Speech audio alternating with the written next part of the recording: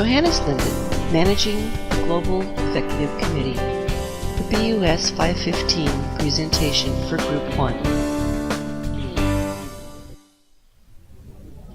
Flesk Appliance Company's Director of the Washer and Dryer Division, or FWD, Johannes Linden, founded a Global Executive Committee, or GEC, in 2006.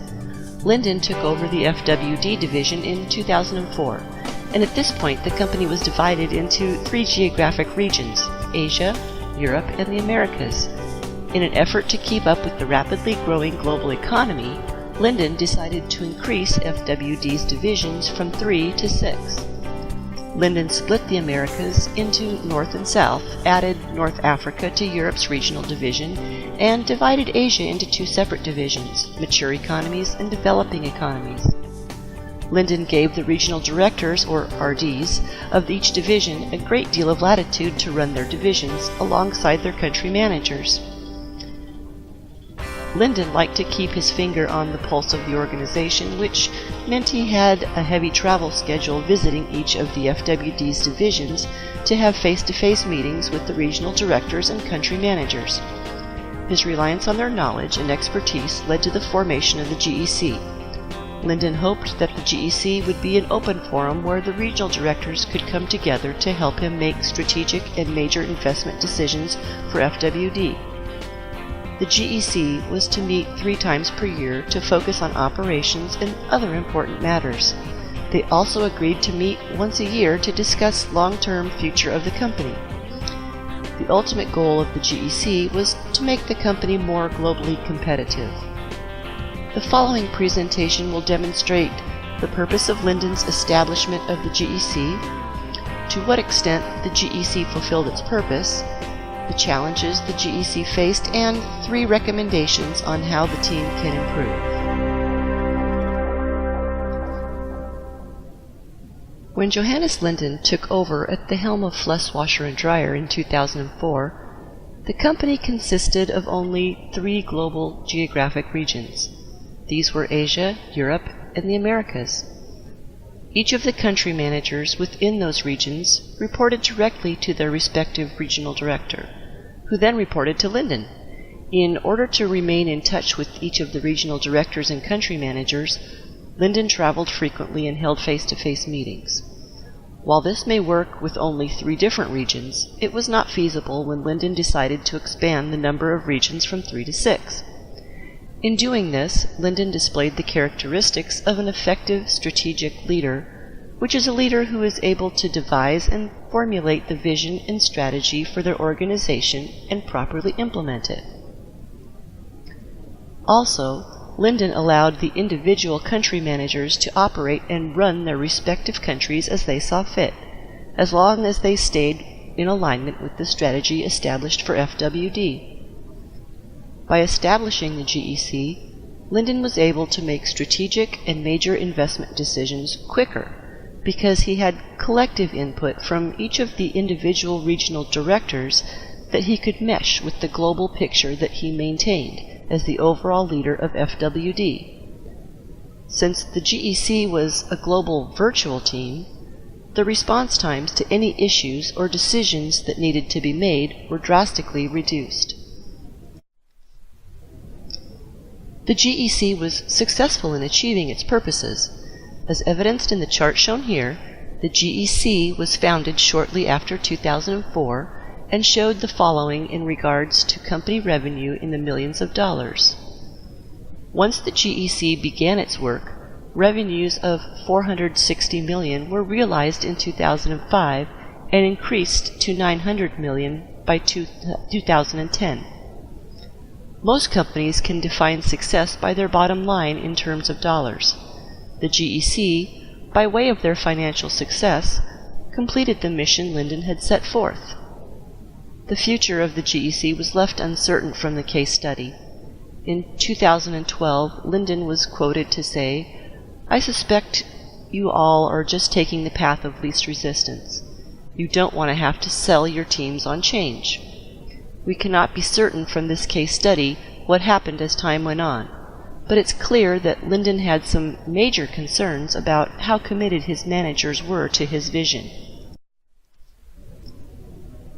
The GEC experienced several challenges throughout the process. The uncertainty of the regional director's primary role and sense was overtasked. In addition, the regional directors wanted to continue with bonuses despite the fact that steel prices had declined in this particular fiscal year. They also wanted to make sure that the manager's bonuses were earned correctly due to the decrease in steel prices. Lyndon wanted to make some changes. First, he wanted to change the business and bonus targets. Lyndon also felt that the cost in the regions should fall between 10% and 15%, and then the savings should be passed on to the consumers, which would eventually increase sales by 10% in some regions. His smooth leadership approach and unwillingness to let others change his current plans represented both internal and external challenges. Numerous personnel were under the impression that decisions were established at the top and that their feedback was merely a protocol or check-the-box type of procedure, which represented another internal challenge. Manipulative approaches were made by Lyndon in order to suggest that employees abide by his decisions. Also, the regional director's decisions were not made in collaboration, and all personnel involved in the organization were either minimally informed or may have received no notification at all about important decisions. There were also several cultural challenges met by the GEC. Lyndon experienced language issues with some of his directors, which may have contributed to misunderstandings. However, current literature on organizational dynamics recognizes that individual teams made up of members from diverse national, race, ethnic, age, and cultural backgrounds provide greater potential for enhanced creativity, innovation, and value in today's global marketplace. Also, political uncertainty in some foreign countries and regional trends in terms of consumer habits posed additional external challenges. In summary, the challenges seem to be within the leadership creative process and the unwillingness to accept other individuals' ideas. A cross-cultural leadership approach seemed to be adequate when dealing with personnel from foreign countries. Hofstede's Cultural Dimensions deals with leadership in a globalized world. The study encourages the need to be open-minded and to understand the differences of other cultures. These dimensions are individualism and collectivism, feminine and masculine, power, distance, uncertainty avoidance, and long-term, short-term team orientation. Based on the foregoing discussion, 3 recommendations are made. Recommendation number 1. One issue is that it seems that while the GEC agenda calls for discussion and engagement on all issues, many of the participants have noted that they feel the discussion is more perfunctory than functional. It seems to many as if a team decision has already been made by the leadership team, and the meeting is actually more of an exercise in generating support than a discussion of alternate options. Lyndon needs to make an effort to ensure that all employee concerns are addressed during GEC meetings and that all of his direct reports feel that they are actually participating in decisions being made. One effective way for Lyndon to do this would be to define compelling direction and developing a shared team mindset. As suggested by Haas and Mortensen, a compelling direction is the foundation of every group and is what energizes, orients, and engages its members. Lyndon needs to work to ensure that the team has a good handle on the ultimate direction of the firm. Further, Lyndon should work to ensure the team has a shared mindset.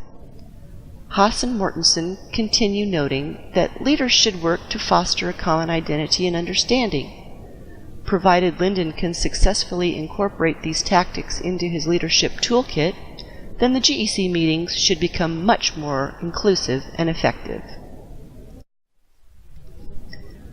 Recommendation number 2. Another concern with the GEC meetings would seem to be that regional and cultural differences have not been taken into account. The regional director from South America, for example, noted that if he could argue with Lyndon in Spanish, then perhaps he'd win arguments with him more often. Lyndon needs to work on assessing and addressing the cultural differences present amongst his staff. Many individuals appear to not be voicing concerns when they should, simply because they're struggling with both language and cultural barriers. Lyndon is described as having quite a strong personality and is relatively inflexible when he's set his mind on something. While being decisive is not a bad thing, especially for an executive, the whole point of forming a group to solve a problem is to examine many potential solutions and select the best. By simply pushing his own agenda, Lyndon is really doing a disservice to himself and his team. According to signaling theory, when presented with incomplete information about others, individuals will make use of limited information to make judgments and decisions. This theory would seem to set the basis for prejudice. By not understanding the members of his team's personal and cultural differences, Lyndon is liable to be making judgments about his staff that are based more upon conjecture than fact. Further, as the leader, it's Lyndon's responsibility to set the example for the entire team. By not being culturally sensitive, he's not encouraging his subordinates to be sensitive or understanding either.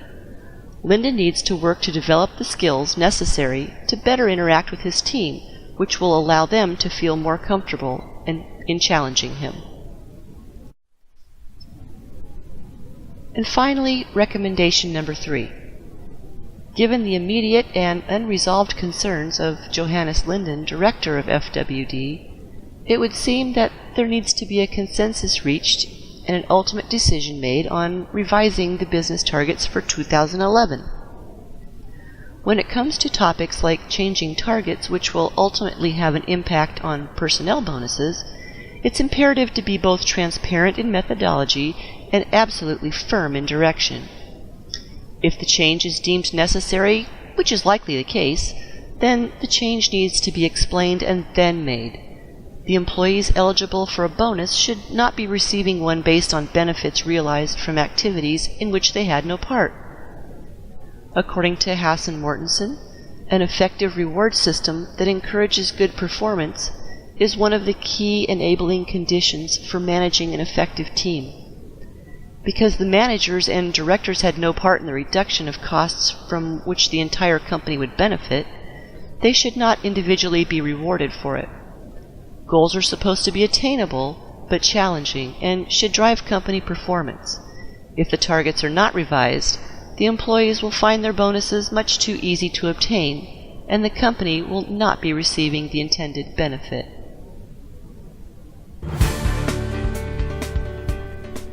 In summary, FWD grew steadily and consistently beat their competitors after the inception of the GEC, and therefore not many difficult decisions had been made during GEC meetings. Additionally, a few of the regional directors were in consensus that although Lyndon asked for advice and suggestions concerning FWD, they felt that Lyndon was the sole decision maker and ultimately their input was not particularly valued. During the February 2011 GEC meeting, Lyndon addressed a pressing issue regarding how to adjust unprojected company gains due to a change in the cost of supplies. The regional directors were hesitant and unwilling to engage the issue.